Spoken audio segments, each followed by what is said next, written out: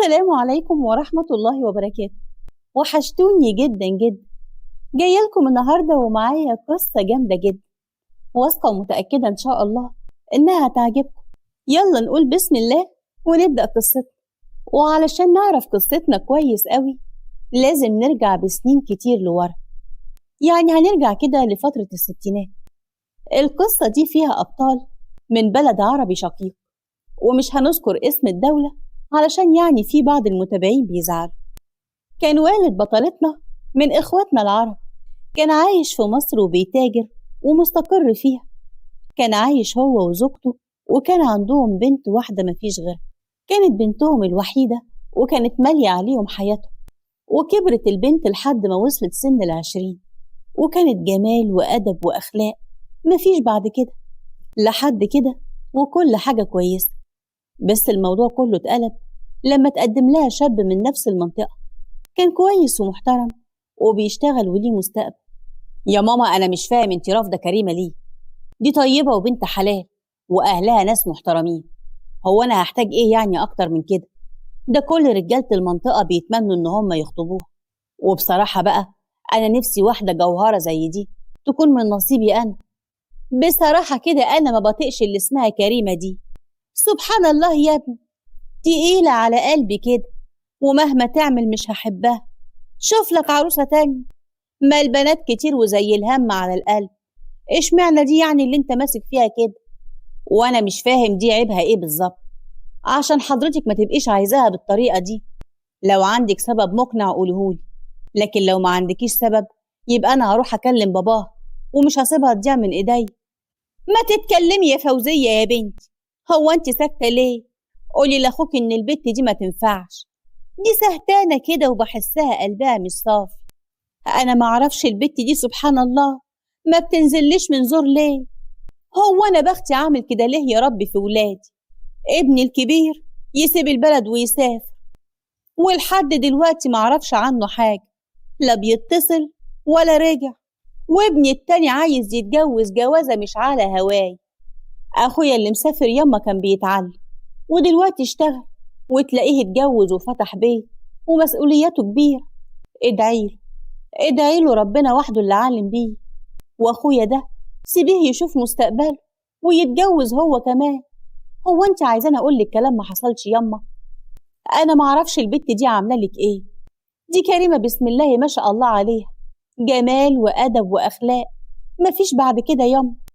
ولو قاسم اخويا اخدها وكانت من نصيبه يبقى ابواب السعد اتفتحت لي. خلاص بقى يا ماما قولي عشان اروح اكلم باباها. انا مش عايزه اعمل حاجه من غير رضاك. حضرتك اللي فضلالي في الدنيا انتي واختي فوزيه بعد بابا الله يرحمه، ومش عايزه ازعلك.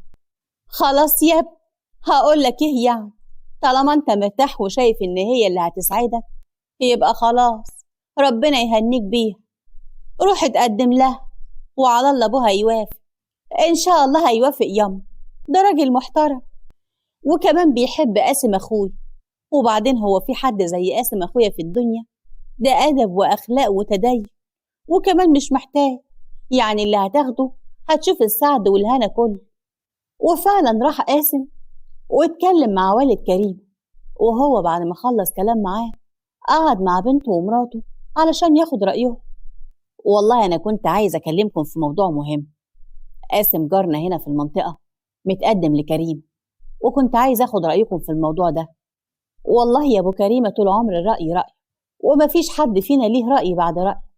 ولو أنت شايف إن هو إنسان كويس يبقى خلاص، اللي أنت شايفه هنعمله. والله أنا بعمل برأيي في كل حاجة، لكن إلا موضوع الجواز ده شرع ربنا بيقول إن لازم أخد رأي البنت. وبعدين الأمر لما يبقى شورى بينا لا هو عيب ولا غلط. والله اللي أسمعه إن قاسم طول عمره محترم وأخلاقه عالية والكل بيحلف بيه، لكن الخوف بقى من والدته، أصلها ست شديدة قوي، وإحنا بنتنا كريمة غلبان ومش قدها. وأنا بصراحة خايفة عليها. وخايفة عليها من إيه؟ الواحدة طالما بتتجوز وتبقى شايفة طلبات بيتها محدش يقدر يقول لها حاجة، وخصوصا بقى لما يبقى جوزها راجل محترم وعارف ربنا زي قاسم. وبعدين هو حماتها هتحتاج منها إيه يعني غير إنها تعمل لها طلباتها وتعمل لها شغل بيتها واللقمة اللي هتاكلها. غير كده الحما هتحتاج ايه من مرات ابنها؟ قولي يا كريمة يا بنتي رأيك ايه، وما تخافيش. انا معرفش في الكلام ده يا بابا، ومليش رأي، واللي حضرتك تشوفه انا هنفذه. اكيد يعني حضرتك عارف مصلحتي اكتر مني، وانا ما افهمش في الكلام ده. يبقى على بركة الله، انا هحدد ميعاد مع قاسم علشان يجيب اهله ويجي نتفق على كل حاجة. واتكلم مع قاسم وحدد الميعاد، وقاسم اخد امه واخته وراحوا قعدوا مع عيلة كريم. انا يا عمي بعتذر لحضرتك اني جاي لوحدي، لكن حضرتك عارف ان والدي متوفي، ومليش اعمام، ومليش حد في الدنيا غير امي واختي بس. هو ايه اللي جاي لوحدي ومليش حد ده؟ هو انا واختك مش مالين عينيهم ولا ايه؟ لا، لو احنا من اولها كده مش مالين عينيهم ولا مالين عينك وهتتكسف مننا علشانهم، يبقى بلاها الجوازة من الاول. هم من الاول هيعصوك علينا ولا ايه؟ معاش ولا كان اللي يعمل كده يا حاج. هو ما يقصدش اي حاجة من اللي انت فهمتيها دي، هو بس يقصد ان الموضوع ده المفروض يكون اتفاق رجالة، لكن حضرتك عندنا احسن من الدنيا كلها.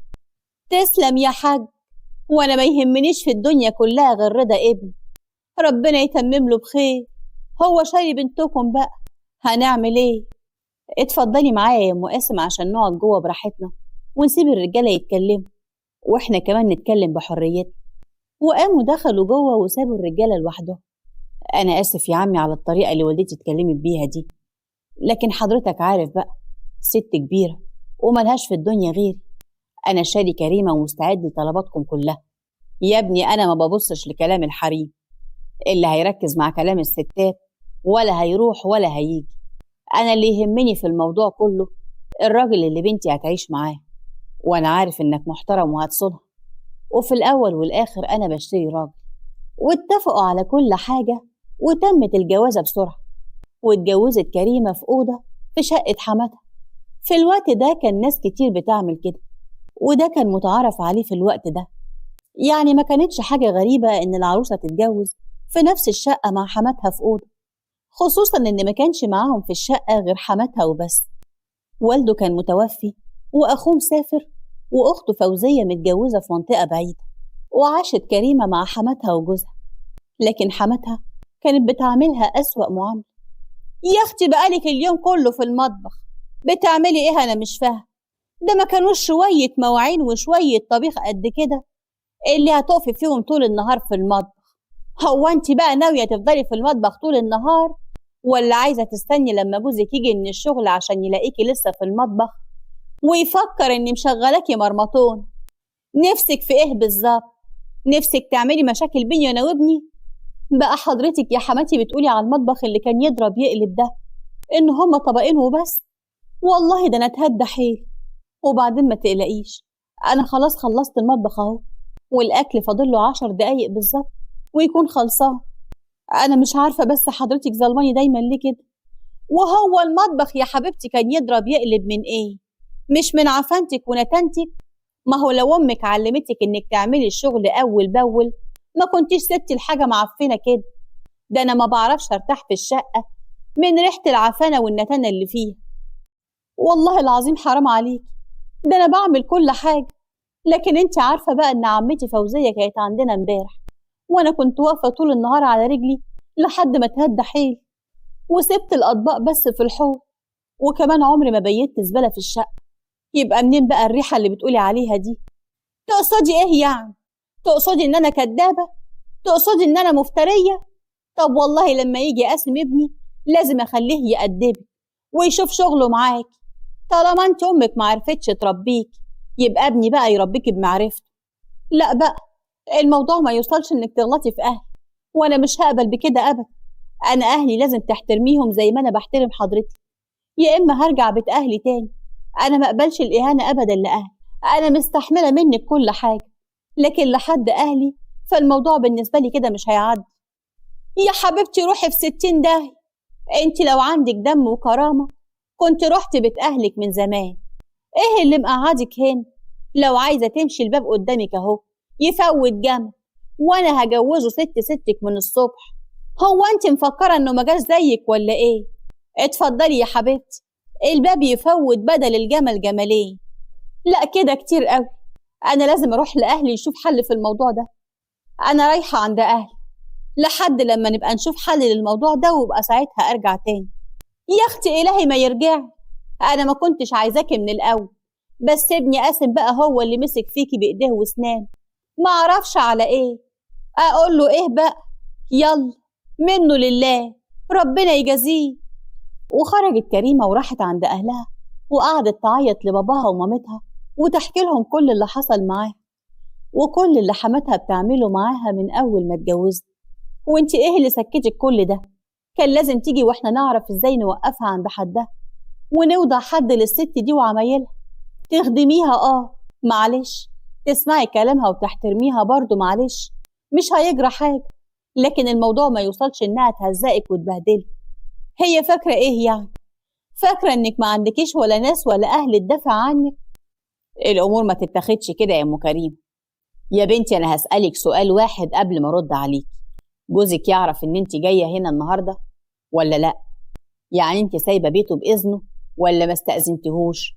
ده رقم واحد. ورقم 2، انت اشتكيتي لجوزك من افعال والدته ولا لا؟ بقى بذمتك يا ابو كريمة، هي دي اسئلة برضو؟ جاية وبتقولك ان ام جوزها مبهدلاها، وانت بكل بساطة بتسألها استأذنت جوزك ولا لا؟ يعني من عقلك كده هتقول لجوزها انا رايحة اغضب عند اهلي؟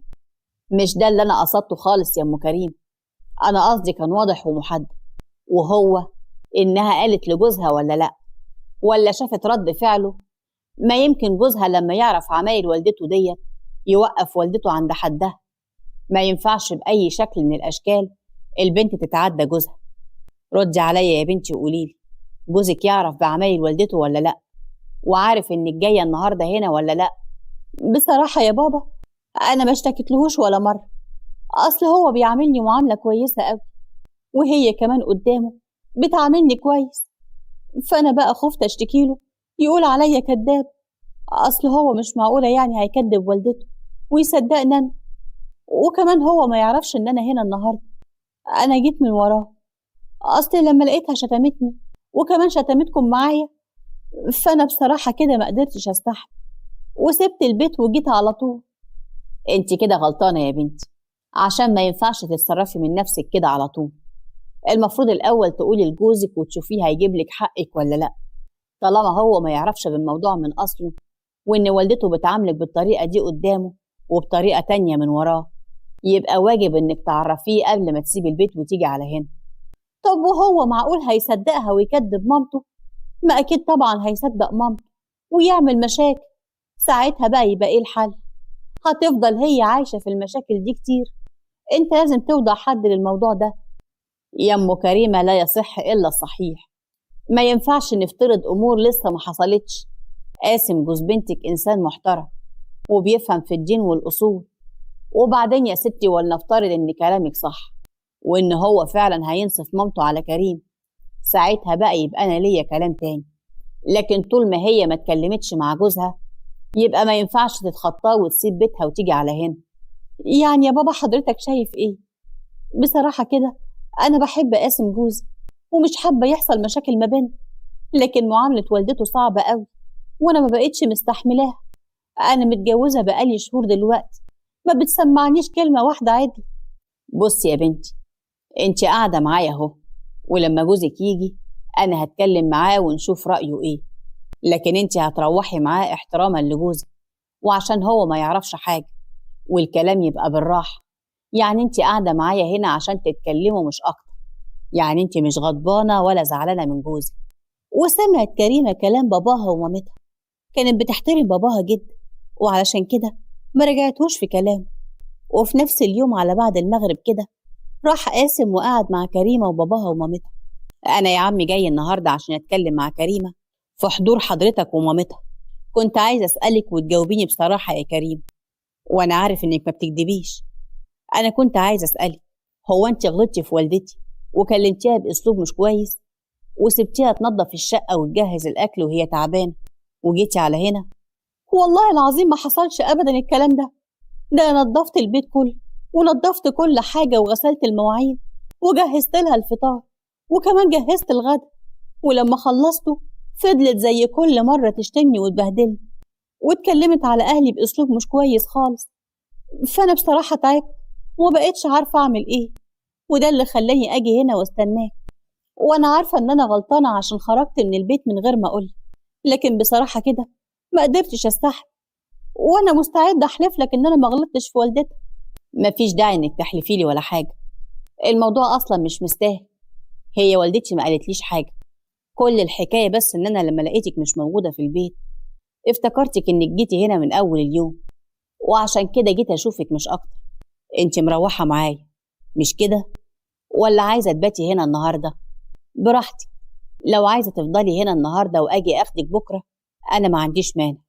بصي يا قاسم يا ابني، أنت لازم تتعامل بحكمة في المشاكل اللي ما بين والدتك وما بين مراتك، لأن يا ابني أنت ريس المركب دي، ولو سبت المركب تمشي من غير ما تمسك أنت الضفة يبقى المركب هتغرق. أنت فاهمني يا ابني ولا لأ؟ فاهمك يا عم، لكن أنا عايزة أقول لحضرتك حاجة. أنا مستعدة أقسم لك بالله إن كريمة ما بتقوليش أي حاجة، ولو هي بتقولي على المشاكل اللي بينها وبين والدتي أو على أي حاجة أنا كنت أخدت لها حقها، سواء بقى من والدتي أو من فوزية أو من أي حد. هو أنت يعني يا ابني كنت مستني إن بنتي تقولك على عمايل والدتك وأنت عارفها كويس، وشكلها كده الجوازة دي ما كانتش على كيفها، وإلا ما كانتش عاملة بنتي المعاملة دي. معاكي حق في كل كلمة هتقوليها يا حاج، لكن دي والدتي، المفروض إن أنا أعمل لها إيه يعني؟ أظن ما يرضيش حضرتك أبدا إن أتعامل مع والدتي معاملة وحشة أو أحرجها بالكلام، وفي نفس الوقت مش عايزة أزعل كريمة مني، ومش عارف أحل الموضوع ده إزاي. بص يا ابني، إحنا ما يرضيناش أبدا إنك تقف قدام والدتك، لكن مراتك تراضيها بمعرفتك، ووالدتك كلمتين حلوين كده يرادوا خاطرها. لسانك هو اللي هيصلح الأمور كلها. اتكلم مع والدتك من ناحية ومع مراتك من ناحية تانية، وربنا يهديلكم الحال سوا. وفضلوا يتكلموا شوية، وبعد كده أخد كريمة وروح. كريمة لما وصلت البيت دخلت على أوضتها على طول. أما قاسم قال لوالدته إن هو جاي من الشغل تعبان، وإن هو عايز ينام ويرتاح. وتاني يوم اتصل على أخته واتفق معاها إن هي هتيجي علشان يتكلموا سوا مع مامته، كأنها ما تعرفش أي حاجة وكأنه ما اتصلش عليها. أهو زي ما انت شايفة كده يا بنتي، وكويس إن أخوكي قاعد عشان يشوف بنفسه. شوفي بقالها قد إيه في المطبخ ولا بتخلص، بتقعد في الطلب بال3 ساعات لحد ما بزهق وأقوم أنا أشتغل بنفسي. والله العظيم أوقات كتير بحس إنها بتعمل كده بالقصد. يا ماما حرام عليك، ده أنا هنا من الصبح والبت ما شاء الله عليها لهلوب، ما بتقعدش، خلت البيت زي الفل، وقامت عملت المطبخ ودلوقتي بتجهز الأكل. ده أنا حتى لما فكرت أساعدها ما رضيتش تخليني أعمل حاجة. انت طول عمرك حقانية وما بتشهديش غير بالحق، ايش معنى بقى لحد كريمة وبتتعاملي معاها المعاملة دي؟ معاملة ايه يا بنت اللي بتتكلمي عليها؟ هو انت بتقولي كده قدام اخوك عايزاه يفكر اني كارهة مراته وبعاملها وحش؟ ده انا بقول لكم بس انها محتاجة تتلحلح شوية، حاساها كده تعبانة وصحتها على قدها. والله فيك الخير يا ست الكل، انا برضو ملاحظ انها تعبانة ومرهقة اليومين دول، وان شاء الله ناوي اخدها واكشف عليها. شفتي بقى انت دايما سباقة بالخير ازاي؟ والله انا كنت عارف انك بتتكلمي في الخير، وطلعت فوزية كانت ظلماكي. تكشف على مين يا واد يا خي بنت؟ هو انت شايفها راقدة في السرير ومش قادرة تتحرك، ولا ماشية بتقع من طولها؟ ما هي كويسة وزي الفل اهي. وبعدين اهدى يا اخويا وريح نفسك، ما تبقاش ملهوف عليها قوي كده. انا ما كنتش اقصد انها تعبان، انا كنت اقصد انها ما فيهاش صحة، ما كانتش متغذية في تابوه، وعشان كده مش قادرة تقف. بالعجل يا اخويا كده قلبك كلك عليها، دي حاجة تفقع المرارة. لا بقول لكم ايه بقى، هو انتوا هتتخانقوا ولا ايه؟ انا مش عايزة اخناق خالص، هدي اللعب شوية يا ماما. مش كده؟ هو حضرتك مولعة الدنيا كده ليه؟ انا يا بنتي اللي مولعة الدنيا ولا اخوك اللي ماشي ورا مراته وعمالة تقومه علي؟ منها لله، ربنا يقعد لها عمايلها دي. لا حول ولا قوة إلا بالله العلي العظيم. مفيش فايدة أبدا. بقول لك إيه يا ماما، أنا هقوم أدخل أرتاح شوية، ولما الغدا يجهز تبقى كريمة تصحيني. عن إذنكم. ادخل يا أخويا ادخل، مش طايق حد يقول عليها ولا كلمة. بقول لك ايه يا بت، سيبك منه. انا عايزاك انت وجوزك وعيالك تيجوا تتغدوا معانا يوم الخميس. انا عامله لكم عزوم، وهعمل لكم كل الاكل اللي انتوا بتحبوه، والحلويات اللي بتحبوها كمان. يا ماما حرام عليك، ده انت لسه بتقولي بنفسك ان كريمه مرات اخويا اليومين دول تعبان. يبقى هدي عليها شويه، مش تعملي لها عزومه. ده غير كمان ان يوم الخميس ده بيبقى العيال في المدارس، يعني مش هعرف اجي اساعدها. يا اما تلغي العزومه دي خالص، يا اما تخليها يوم اجازه عشان اجي من اول النهار واقف معاه. طب اقسم بالله انت لو ما جيتي يوم الخميس انت وجوزك وعيالك، وتيجي معززه مكرمه اخر النهار، وتيجي معززه مكرمه اخر النهار، ولا تمدي ايدك في حاجه، لا هتبقي بنتي ولا اعرفي. هو احنا يا حبيبتي مجوزينها عشان نقعدها هانم ولا ايه؟ طيب خلاص يا ماما، اهدي بس كده، ملوش لازمه اللي حضرتك بتقوليه ده. حاضر، هنيجي انا وجوزي والعيال يوم الخميس، لكن ما تجهزيش حاجات كتيره قوي، لان يوم الخميس ده انا ببقى طبخه في بيتي. وفضلت مامة قاسم على نفس معاملتها مع كريم. وفي يوم العزومه فضلت كريمه طول النهار واقفه على رجليها في المطبخ لحد ما تعبت ووقعت من طولها. وجوزها لما رجع من الشغل وعرف انها تعبانه وداها للدكتور، وهناك عارف انها حامل. دلوقتي يا ماما الدكتور قال ان كريمه حامل، ولسه في الشهر الاول، والمفروض بقى انها ترتاح خالص لحد ما الحمل يثبت. انا ما حبيتش اوديها عند اهلها او اقرر اي حاجه من غير ما ارجع لحضرتك. يا اخويا سيبك من كلام الدكاتره ده، اللي يمشي ورا كلامهم لا هيروح ولا هيجي. انا هبقى اخدها اوديها عند الدايه اللي في المنطقه هنا، وهي هتشوف ايه اللازم كله. هما الدكاتره بتوع اليومين دول بيفهموا حاجه؟ دايه ايه بس يا ماما؟ هو لسه في حد بيروح للدايه دلوقتي؟ دلوقتي بقى في دكاتره، والموضوع بقى غير ايامكم خالص. وبعدين هي راحت للدكتور وخلاص، ودلوقتي بقى هي محتاجه ترتاح. انا شايف انها تروح عند مامتها، هي اللي هتعرف تراعيها وتاخد بالها منها لحد ما حملها يثبت.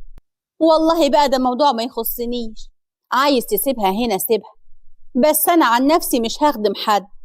هو بدل ما تجيب لي واحده تخدمني رايح تجيب لي واحده انا اللي اخدمها؟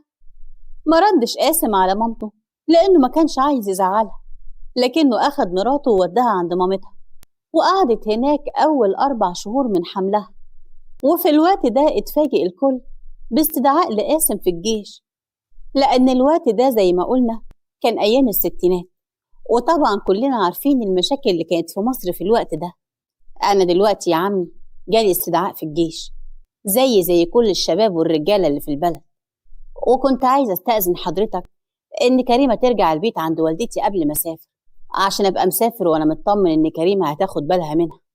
يا ابني طب ما تسيب كريمه عندنا هنا، ولما ترجع من الجيش بالسلامه تبقى تاخدها، ما تاخذنيش يعني. بس والدتك كانت عامله مع بنتي مشاكل قد كده ومطلعه عينيها وانت موجود، يبقى هتعمل ايه بقى في غياب؟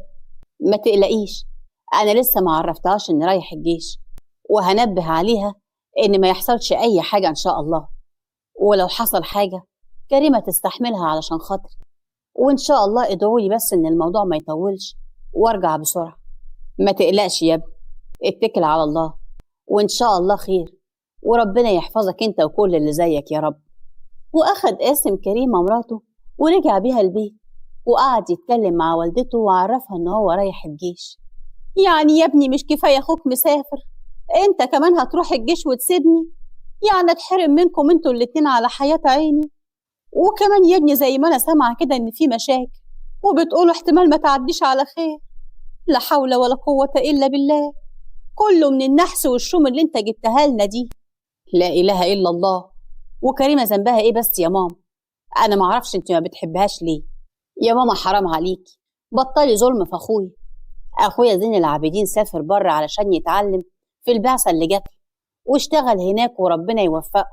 وانا مش لوحدي اللي رايح الجيش، ده الشباب والرجاله بتاعت المنطقه والبلد كلها كلهم جالهم استدعاءات. يعني كريمه ملهاش ذنب لا فيا ولا في اخويا.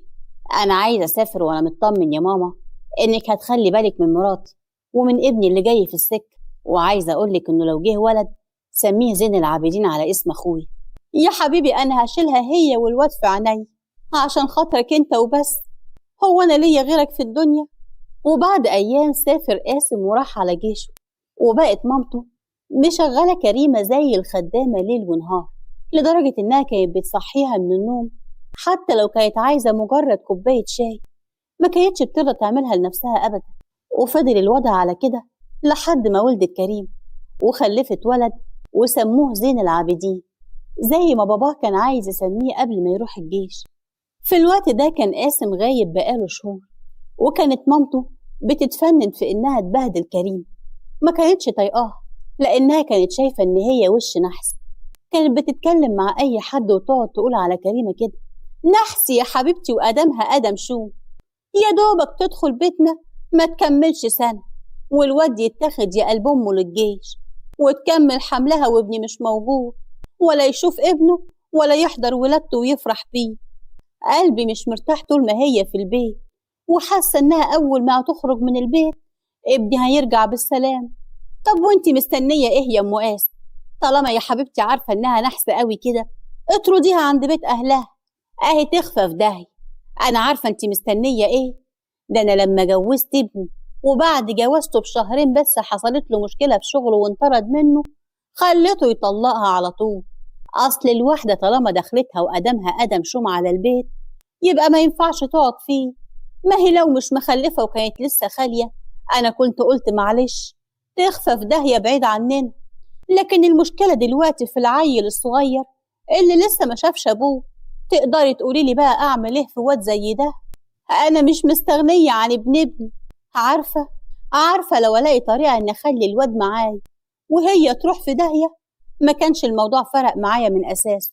طب أقول لك أنا يا أم قاسم على حاجة تعمليها هتخلصك منها على طول، وابن ابنك هيفضل معاك، ولما قاسم يرجع بألف سلامة تبقي تجوزيه ستها.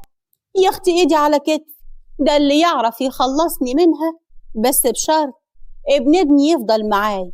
ده أنا أديله اللي هو عايزه، ده لو حتى عايز حتة من السما ولا عايز عمري كله أنا أعمل له اللي هو عايزه. يا حبيبتي إحنا إخوات وأنا أخدمك بعناي. أهم حاجة بس الخطة اللي هقولها لك دي لازم تتنفس كويس أوي، أصل دي حكاية لو اتكشفت هيبقى الموضوع كبير وهتبقى فضيحة. يا أختي فضيحة على دماغها النحس اللي ما شفناش الراحة من يوم ما دخلت بيت. ده أنا ابني عمره ما بعد عني، مش كفاية أخوه مسافر ولا بيتصل ولا بيسأل عليا ولا كأني ليه أم على وش الدنيا، كمان الواد اللي فضل جنبي وقلت هيبقى حنين عليا يسيبني ويروح الجيش. هقول إيه، نصيبي كده. واتفقت مامة قاسم على الخطة مع جارتها، وما كانتش عارفة إنها كده بتعمل مصيبة وذنب عظيم عند ربنا هتتحاسب عليه دنيا وآخرة. الولد الصغير كان في الوقت ده عنده حوالي شهرين بس، واتفاجئت كريمة بباباها ومامتها بعتن لها، ولما راحت لهم اتفاجئت بخبر نكد عليها. بصي يا كريمة يا بنتي، أنا بعتلك النهاردة عشان أعرفك إني بصفي شغلي هنا في مصر وهسافر وارجع بلدنا أكمل شغلي هناك. الشغل هنا ما بقاش نافع وعمال يخسر، وده طبعا بسبب أوضاع البلد اليومين دول، وعشان كده أنا أخدت القرار ده، ولو إنه يعني صعب عليا إن أسيبك هنا وأسافر. إزاي بس يا بابا عايزين تسيبوني هنا وتسافروا؟ ده أنا حماتي مورياني الذل وجوزي دلوقتي مش موجود، ووجودكم هو اللي كان مصبرني على اللي أنا فيه. دلوقتي عايزين تسيبوني مع الست دي لوحدي وتسافروا، وأنا هعمل إيه بس وأنتوا بعيد عني كده؟ لا حول ولا قوة إلا بالله العلي العظيم. بقول لك يا أبو كريم، أنا قلبي مش مطوعني أسيب بنتي هنا، إحنا ناخدها هي وابنها معانا، ولما قاسم يجي يبقى يجي ياخدها من عندنا، أو حتى نبقى نجيبها له إحنا، مش هتفرق. قلت إيه يا أخويا؟ قلت أنا مش عيل صغير يا أم كريمة علشان أرجع في كلمتي. أنا وعدت قاسم قبل ما يسافر على الجيش إن مراته هتفضل في بيته تراعي أمه، وإن ابنه هيفضل في بيته، وبعدين الواحدة لازم تصبر في عيشتها علشان بيتها يتعمر. لو كل واحدة سابت بيتها ومشيت زعلانة من حماتها شوية ما كانش في واحدة قعدت في بيت جوزها لحد دلوقتي. انت بنفسك المفروض تحكي لبنتك في أول جوازنا كانت والدتي بتعمل معاكي إيه. والله يا كريمة يا بنتي، دي جدتك الله يرحمها ويحسن إليها بقى كانت بتعمل معايا قد اللي انت شايفاه ده 10 مرات. لو كنت شفتيها شديدة قد إيه كنت قلتي حماتك دي ملاك جنبها، ومامتك صبرت عليها وعمرها ما راحت عند أهلها وقالت أنا غضبانة ولا زعلانة من حماتي أو جوزي. وعشان كده ربنا كرمها وجبتها معايا هنا، وانت شايفة دلوقتي أنا بعملها أحسن معاملة وعايشة أحسن عيشة. أنا واثق إن قاسم لما يرجع بألف سلامة هيعوضك عن كل ده. انت لازم تصبري يا بنتي وتحترمي جوزك في غيابه زي ما كنت بتحترميه في وجوده. حاضر يا بابا، أنا هسمع كلام حضرتك وهعمل كل اللي تقولي عليه، وهبقى أكلمكم على طول في التليفون وأطمنكم عليا. ما تقلقوش عليا خالص، وإن شاء الله خير. وسافروا أهل كريمة ورجعوا بلدهم، وبقت هي طول الوقت حزينة باستمرار، ودايما بتعيط على فراق جوزها من ناحية وعلى فراق أهلها من ناحية تانية. هو أنت هتفضلي قاعدالي بالعياط كده ليل ونهار؟ جرى إيه يا أم قوي؟ أنت تقصدي إيه بعياطك ده؟ هو أنت بتفولي على ابني يجراله حاجة ولا إيه؟ لو أنت يا حبيبتي شايفاه شوفه ومش عايزاه، فأنا عايزة ابني وما أقدرش أستغنى عنه أبدا. وكمان ابنه الصغير اللي لسه ما يعرفش حاجة في دنيته ده عايز أبوه يشوفه ويفرح بيه. حرام عليكي كده، وكفاية ظلم بقى. أنا بعيط من اللي أنا فيه. هو أنت فاكراها سهلة إني محرومة من جوزي ومحرومة من أهلي؟ دي حاجة مش سهلة أبدا. وكمان لو سمحتي يا حماتي، أنا ما فياش قلب ولا روح للمشاكل دي. شوفي أنت عايزة إيه وأنا عنيا ليكي، بس من غير مشاكل، عشان أنا فيا اللي مكفيني. أنت عايزة تفهميني يا بنت أنت إنك زعلانة على جوزك قوي، ويوم ما تزعلي عليه هتزعلي على ابني أكتر مني؟ قومي يا وش الشو، قومي يا وش النحس من قدامي، عشان أنا ما بقتش أطيق أشوف. خلاص بقيتي مقطوعاني ليل ونهار، ولا هتخرجي هنا ولا هتروحي هنا. يعني مش هعرف ارتاح منك زي ما كنت برتاح الساعتين اللي بتروحيهم عند أهلي. لا حول ولا قوة إلا بالله. أنا هقوم أدخل أوضتي أحسن يا ماما، ولو حضرتك احتجتي أي حاجة ابقي انتهي عليا. لا يا أختي، وأنا هحتاج منك إيه؟ أنا مش عايزة حاجة، ده أنا بس محتاجة طلب من تحت كده، ولما أرجع هبقى صحيكي. خليك انت بقى نايم. طب وتتعبي نفسك ليه يا ماما وتنزلي؟ قوليلي يا حبيبتي انت عايزة إيه من تحت وأنا أنزل أجيبهولك. انت رجليكي وجعاكي ومش هتقدري تطلعي وتنزلي السلم. لا، أنا عايزة أنزل أمشي رجلي. هو أنا هفضل قاعدة في البيت عشان تفضلي تعيطيه ليل ونهار وتركبين المرض أكتر من اللي عندي؟ سيبيني أفك عن نفسي شوية وأشوف وشوش جديد بدل المنحة اللي انت فاتحاها لي دي. ونزلت مامة قاسم وسابت كريمة لوحدها في البيت. وبعد شوية الولد نام، ومن التعب نامت كريمة هي كمان وما حستش بالدنيا. ولما الولد صحي وعيط صحيت وفضلت جنبه شوية، وبعد كده دخلت الحمام. ولما خرجت اتفاجئت إن هو مش موجود. فضلت تدور عليه في البيت كله وهي بتصرخ، ولقت باب الشقة مفتوح وهي ما تعرفش مين اللي فتحه. فضلت تصرخ لحد ما الجيران اتلموا عليها، وهي لسه واقفة بتسألهم على ابنها وبتعيط لقيت حماتها طالعة على السلم. ايه يا بت مال؟ ده انا سايباكي من شوية، مفيش من ساعتين. ارجع الاقيكي عمالة تعيطي وتصوتي، ولما اشترى علينا. هو ايه اللي حصل لكل ده؟ ده انا سايباكي زي الفل. ايه بس اللي جرى؟ هو في حاجة خوفتك ولا ايه؟ الحقيني يا ماما، انا مش لاقية زين العابدين. انا دورت عليه في الشقة كلها ومش لاقياه. ده انا يا دوبك رضعته ودخلت الحمام، ما كملتش 5 دقايق وخرجت لقيت باب الشقة مفتوح وهو مش موجود. هو حضرتك كنت سايبة باب الشقة مفتوح؟ يا نهارك مهبب، انت وديتي الواد فين؟ ده انا هوديكي في 60 داهية. وبعدين باب ايه اللي انا اسيبه مفتوح ده؟ بقى معقول انا هخرج واسيب الباب مفتوح؟ احنا لازم نروح نعمل بلاغ في القسم عشان نشوف هيعملوا ايه، ويلحقوا يدوروا على الواد قبل اللي خطفه ما يهرب ويبعد به بعيد. ايوه الله يخليكم، اي حد يجي معايا نروح نبلغ عشان اللي خطف ابني يتمسك. انا قلبي وكلني عليه قوي ومش قادره استحمل. وهنروح نقول للبوليس ايه يا ميل؟ هو انت ناسه ان الواد مش متسجل لسه وملوش اسم في الحكومه، رغم ان هو بقى عنده 4 شهور دلوقتي؟ كلام ايه ده يا حاج؟ وازاي ما سجلتهوش لحد دلوقتي وهو بقى عنده 4 شهور؟ بقى ده اسمه كلام برضه؟ هو في حد يسيب عيل صغير من غير ما يسجله بالشكل ده؟ عقلكم كان فين وانتوا بتفكروا في كده؟ ما احنا يا اخويا ما حبيناش نسجله ولا نعمل له اي حاجه وابوه مش موجود. قلنا بقى لما ابوه يبقى يجي بالسلامه يبقى يسجله هو بنفسه. كنا عايزينه يفرح بيه، بس بقى بسبب مرات ابني الخايبه دي اللي منها لله اهو الواد اللي حالتنا ضاع وخسرناه. يا حاجة مش مهم متسجل ولا مش متسجل، المهم نعمل بلاغ في الاسم وننزل دلوقتي كل واحد فينا يدور في ناحية، وإن شاء الله نشوف اللي خده. وكمان يا ريت حد يتصل على عمته، يمكن يكون هي اللي جت وأخدته. أصل يعني هيكون مين اللي فتح باب الشقة وانتوا مش موجودين طالما انت كنت سايبة الباب مقفول؟ أنا هدخل أتصل دلوقتي حالا على عمتي فوزية، ويا رب تكون هي اللي أخدته. لو هي اللي أخدته قلبي هيطمن، لأن أنا عارفة إن هو هيبقى في أمان معاها. ودخلت اتصلت على فوزية وحكت لها على كل حاجة. لا يا كريم، أنا ما جيتش عندكم خالص، أنا قاعدة في شقتي أهو. وحتى لو كنت جيت، إيه اللي هيخليني أخد ابنك وأسيب الباب مفتوح وأمشي من غير ما أعرفك ولا أعرف ماما؟ الواد اتاخد منكم إزاي؟ وإنتي وماما كنتوا فين لما ده حصل؟ بقولك إيه، الكلام في التليفون مش نافع، أنا جاية لكم دلوقتي حالا. وجت فوزية ولقيت الناس ملمومة في الشقة، ومامتها قاعدة بتعيط، وكريمة حالتها حالة وعمالة تعيط وتصرخ. انتوا كنتوا فين لما ده حصل؟ قاعدين انتوا الاتنين ومش عارفين تخلوا بالكم من حتة عيل صغير؟ حد يدخل وياخده من الشقة ويخرج وانتوا قاعدين كده في البيت؟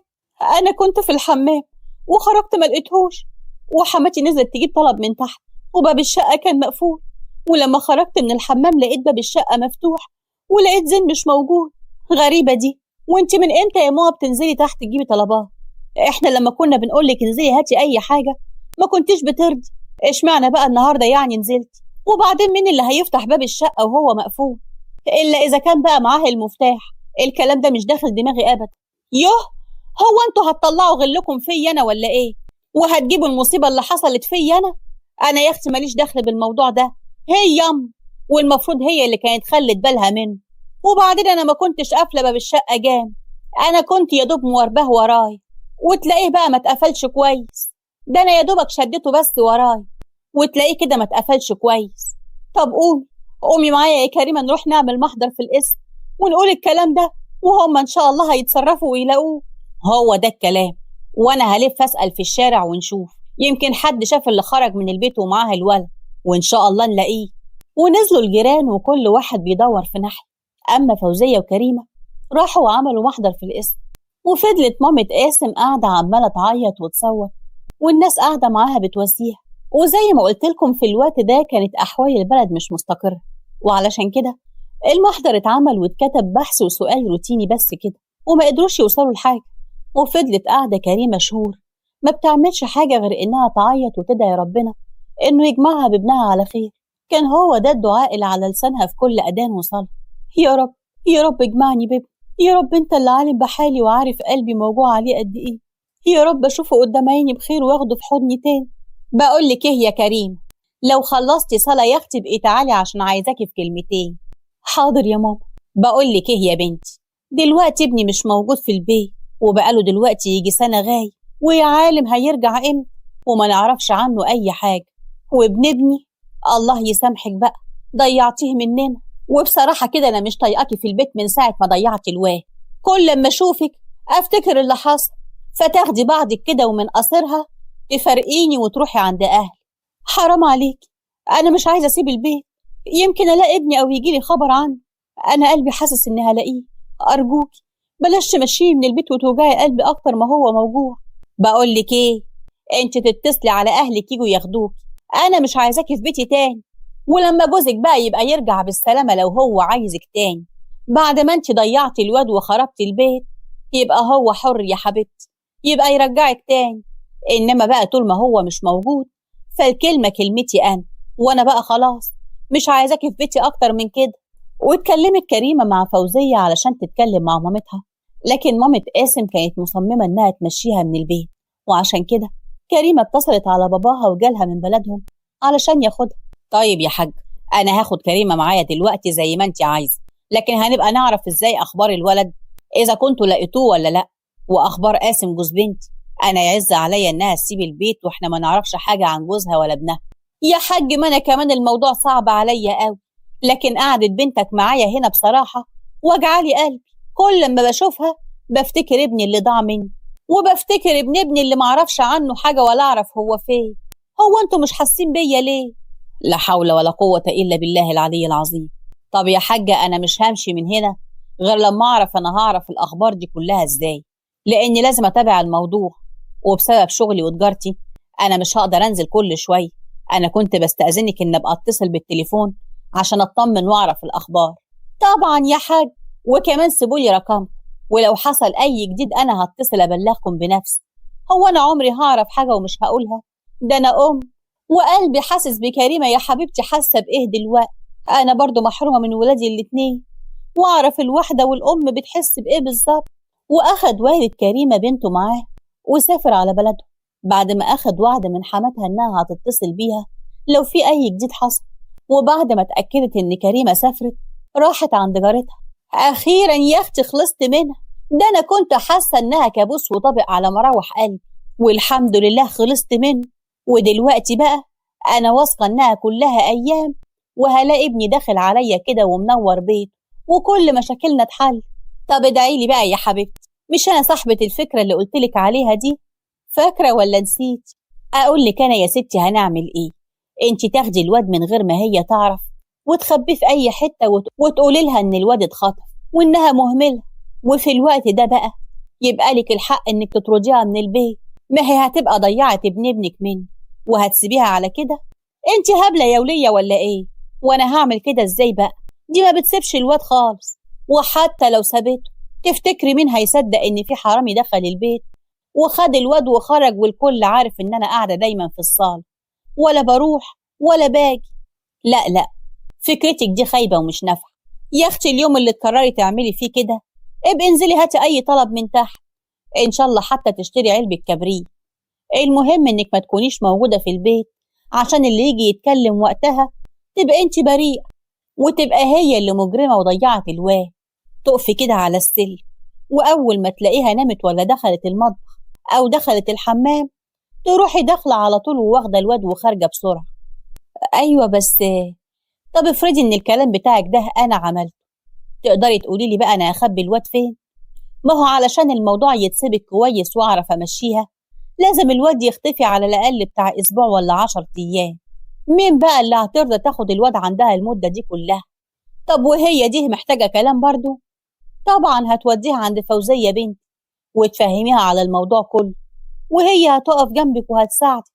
دي مهما كانت بنتك برضو وستر وغطى عليك، وأكيد هتبقى عايزة أخوها يرجع لها.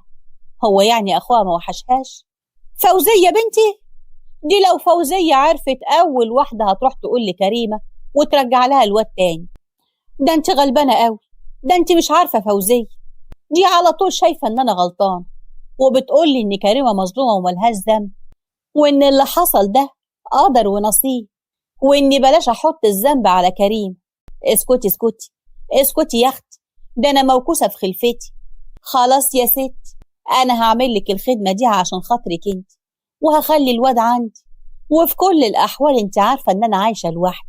بس بقولك ايه، ما تتأخريش علي. انا يا اختي مش ناقصة مصاريف على عيل صغير، انا مش ملزمة بمصاريف. مصاريف ايه يا حبيبتي؟ هو انت فاكرة اني هسيبك تصرفي على ابني؟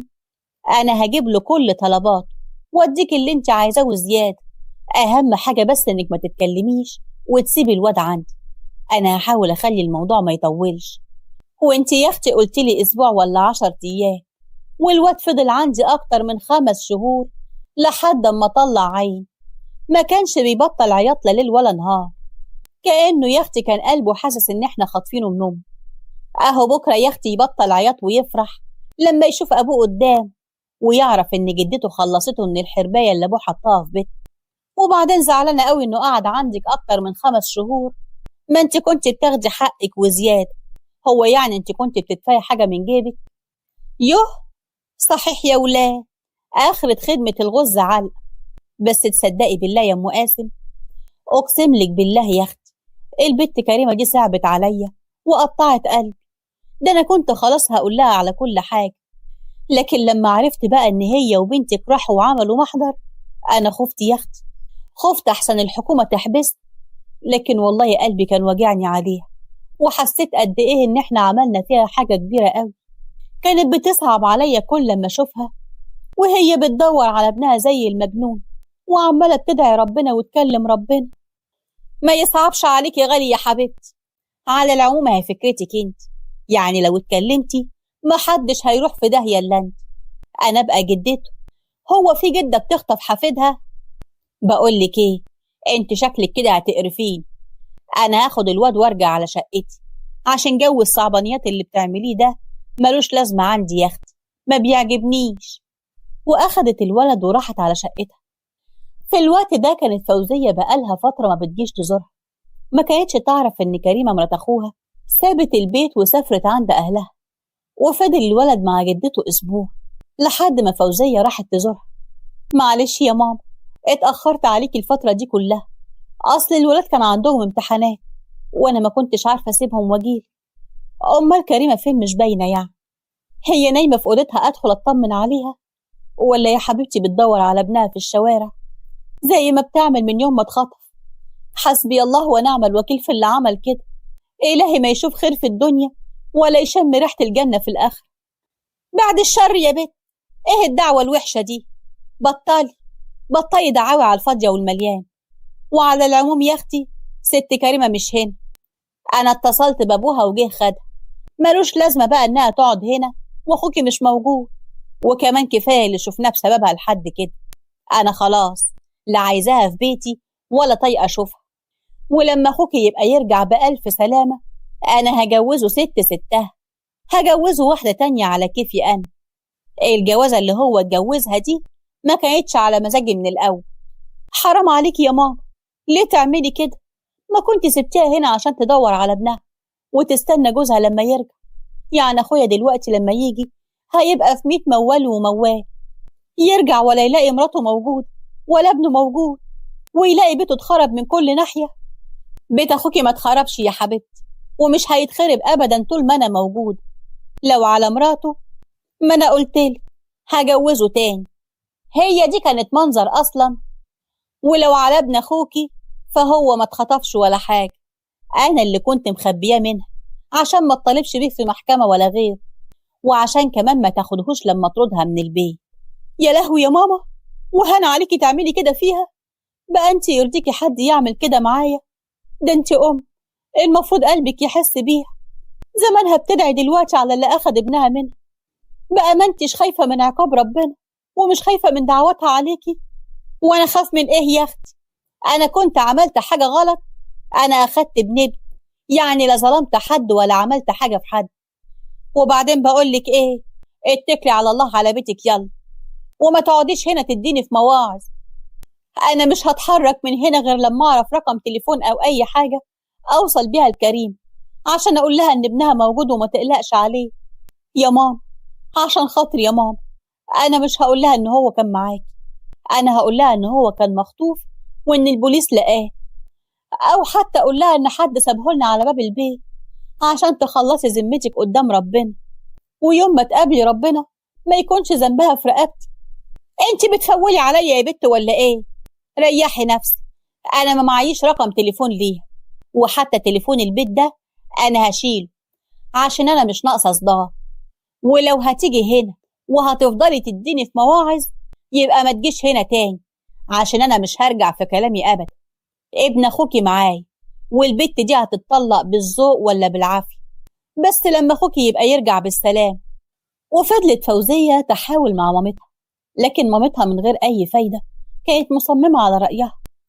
فوزيه ما كانتش تعرف اي ارقام تليفونات ولا اي طريقه تتواصل بيها مع كريم، وعلشان كده سلمت امرها لله وسكت. اما كريمه كانت كل شويه تتصل علشان تطمن على ابنها اذا كان في حد لقاه ولا لا، لكن دايما حماتها كانت بتكذب عليها وتقول لها لا محدش لقاه. ومرت سنتين على الحال ده، ومعظم اللي كانوا في الجيش رجعوا، لكن قاسم مرجعش هو وشباب كتير قوي، واتقال عليهم ان هم في اعداد المفقودين. يا بنت ابنك خلاص بقى انسيه، وابني كمان بلغوني في الجيش ان هو في اعداد المفقودين، يعني محدش عارف هو عايش ولا ميت. انا من رأيي يا بنتي بقى كده تتجوزي وتشوفي حياتي وخلفي وعيشي وانسي ابنك وجوزك بقى. انت عايزاني اتجوز وانا متجوزه ابنك؟ وازاي انسى ابني؟ ده انا انسى روحي وما انساهوش ابدا. انا واثقه ان هو هيرجع لي في يوم من الايام. بقول لك ايه يا بنتي، ابقي اسالي شيخ عندي وهو هيلاقي لك حل. أنا يا بنتي بقولك كده عشان انت زي بنتي وخايفة عليك، بدل ما تضيعي عمرك كله وانت قاعدة مستنية، ويا عالم هيرجعوا هما الاتنين ولا لأ. أنا لو هضيع فوق عمري 1000 عمر، لكن ابني وجوزي مش هبدلهم أبدا، وإن شاء الله ربنا يرجعهم لي بألف سلام. أنا واثقة من إرادة ربنا، وربنا أحسن من الكل. بقولك إيه يا حبيبتي، أنت حرة بقى، أنا مش هغصب عليك، كل واحد ينام على الجنب اللي يريحه، وأنت حرة في الأول والآخر. يلا بقى عن إذنك، مع السلامة، عشان أنا مش فاضية. وبلغت مامة قاسم كريمة بالموضوع ده، وشالت التليفون خالص عشان كريمة ما تعرفش إنها تتواصل معاها تاني. وبعد فترة والد كريمة ووالدتها كانوا تعبانين جدا، وكريمة انشغلت معاهم وانشغلت بالتجارة بتاعت والدها، علشان كده ما عرفتش إنها تروح لحماتها مصر علشان تطمن وتعرف منها الأخبار، لحد ما عدى 15 سنة. وبعد ال15 سنة حصلت المفاجأة اللي ما كانش حد يتوقعها. رجع قاسم اللي كانوا فاقدين الأمل في رجوعه وفكروا إنه توفى في الجيش، اتفاجئوا بيه واقف قدامهم فجأة. كان راجع تعبان وحالته الصحية مش قد كده، ولقاب ابنه اللي أول مرة يشوفه كان مؤثر جدا ما بين أحضان ودموع، وما كانش مصدق إنه شافه بعد السنين دي كلها. وحشتني قوي يا ابني، أنا مش مصدق إني شايفك قدامي، كان نفسي أحضر ولادتك وأربيك بنفسي، لا فرحت بيك ولا علمتك المشي ولا علمتك أي حاجة. الحمد لله إني شفتك قدام عيني وإنت راجل كده. أنا كمان يا بابا فرحان قوي إنك رجعت لنا بالسلام، والله أنا مش مصدق نفسي أبدا، أنا حاسس إني بحلم. خلاص بقى يا واد، اوعى كده، خليني أسلم عليه وأفرح بيه. أنت كنت فين يا حبيبي السنين دي كلها؟ ده أنا افتكرت إنك لا قدر الله رحت مني، قلبي كان موجوع عليك يا ابني، ما كنتش عارفة أنت فين، ولا حتى بعتولي أي حاجة عنك، قالوا لي اعتبريه في حكم المفقودين وخلاص. لما أنت عايش كل السنين دي مش كنت تتصل تطمني عليك؟ أتصل منين بس يا أمي؟ هو أنت فاكراني كنت في رحلة؟ أنا كنت أسير يا أمي، ده أنا شفت حاجات محدش أبدا يتخيل إنه يشوفها، وعلى العموم الحمد لله إني رجعت، والحمد لله على قد كده. ألف حمد لله على سلامتك يا أخوي، نورت بيتك. شفت بقى السنين اللي أنت غبتها وكنت سايب ابنك حتة لحمة حمرا في بطن أمه، دلوقتي بقى بسم الله ما شاء الله عليه، راجل ومال هدومه وعنده 15 سنة. أنا مش مصدق نفسي، مش مصدق إني أخيرا رجعت لكم. أنتوا ما تعرفوش أنتوا كنتوا وحشيني قد إيه. أمال أمك فين يا زين؟ فين كريمة؟ قوم انده عليها من جوه وفرحها. كريمة؟ كريمة مين يا بابا؟ سلامتك، هو أنت نسيت اسم ماما ولا إيه؟ أنا أمي اسمها عايدة مش كريمة، اسمها عايدة فتحي سليمان. كلام إيه اللي أنت بتقوله ده يا ابني؟ ومين عايدة دي؟ إيه يا جماعة؟ ما تفهموني الواد ده بيقول إيه؟ قوم أنت دلوقتي يا زين جوه، أصل أنا عايزة أبوك في كلمتين، ولما نخلص كلامنا يا حبيبي هبقى أنده عليك تاني. ولما دخل الولد أوضته حكوا كل حاجة بالتفصيل لقاسم. والله العظيم يا أخويا ما كنت أعرف حاجة، وبعد ما ماما خبت الولد عنها وعرفت إنك في إعداد المفقودين عرفتها وشالت التليفون خالص عشان ما تعرفش توصل لها، وكمان راحت سجلت الولد، بس ما كتبتش اسم كريم، كتبت اسم واحدة تانية. وليه كده يا أم؟ ليه عملتي كده؟ كريمة عملت فيكي إيه عشان تحرميها من ابنها وتحرمي ابني من أمه وهي لسه عايشة وهو ما يعرفش أي حاجة في الدنيا؟ مش كفاية إنه كان محروم من أبوه، كمان تحرميه من أمه؟ وبعدين مين الست اللي انت كتبتي ابني باسمها دي؟ يا ابني أنا كتبت اسم أي واحدة جه على دماغي وخلاص، أنا ما كنتش عايزة اللي اسمها كريمة دي يبقى لها أي علاقة بينا تاني، دي دخلتها علينا كانت نحس وأدم شو، يا دوبك اتجوزتك من هنا كام شهر واديك رحت الجيش وما رجعتش، وراجع لي هو بعد 15 سنة وانت عدمان ومرضان. دي لو كانت فضلت على ذمتك لحد دلوقتي كان زمانك لا قدر الله متوفي، وبعدين أنا أنقذت الواد منها، كانت هتضيعه بنحسها، وبعدين يعني هو أنت هتحاسبني؟ مش كفاية أختك اللي كل شوية تفضل تسم في بدني بالكلام؟ أنا بقولك إيه، الواد ما يعرفش حاجة وأنا مش عايزاه يعرف حاجة، ومين قالك إني هقبل بكده ولا هشترك في الجريمة دي؟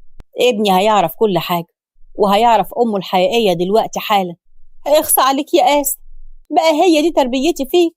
تطلع أمك كدابة على آخر الزمن وتقعد ابنك قدامي وتقول له جدتك كذبت عليه؟